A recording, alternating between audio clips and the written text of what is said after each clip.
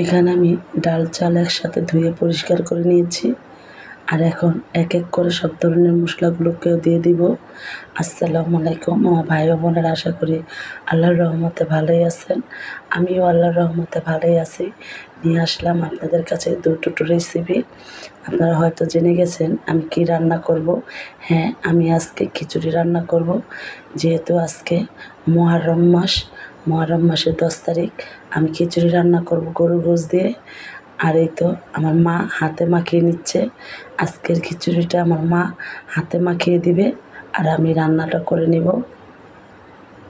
এত দেখুন কত সুন্দর করে হাতে মাখিয়ে নিচ্ছে। আর এদিক দিয়ে আমার ভয়েসটা দিতে কষ্ট হচ্ছে।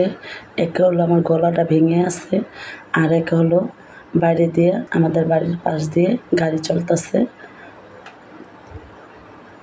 তো দেখুন ভালো করে মিশিয়ে নিল আমার মা। এখন হালকা পানি দিয়ে এখন আমি এটাকে ভালো করে কষিয়ে নিব চুলায় দিয়ে।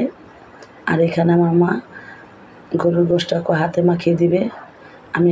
আজকে আমি পাশের বাড়ি ভাবিদের বাসায় রান্না করব, কারণ তাদের বাসায় গ্যাস অনেক আছে, আমাদের বাসায় আজকে গ্যাস নাই। তার জন্য ভাবিদের বাসায় রান্নাটা করব, তাই হাতে মাখিয়ে নিয়ে যাচ্ছি। আর যেহেতু বেশি খিচুড়ি রান্না করব, তাই একটু হাতে মাখিয়ে না দিলে কিছুটা মজা হবে না।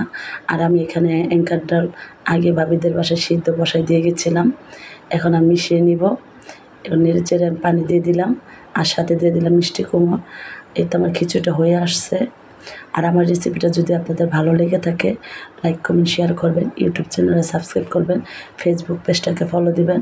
এখন আমি খিচুড়ির সাথে গোশতটাকে মিশিয়ে নিব ভালো করে। আর আমার খিচুড়িটা খেতে খুবই মজা হয়েছিল। এখন আমি ভালো করে গোশতটিকে মিশিয়ে নিব। আর আমার রেসিপিটা কার কার পছন্দ হয়েছে, আর কে কে আপনারা আজকে মুহররম মাসের খিচুড়ি রান্না করছেন, আমাকে কমেন্টে জানাবেন। এই তো আমি খিচুড়িটা নিয়ে যাচ্ছি, কারণ অনেক ভারী ছিল, একা পারতাম না। এই তো এখন আমি সবার বাসায় দিয়ে দিব। আর আমার রেসিপিটা এই পর্যন্ত।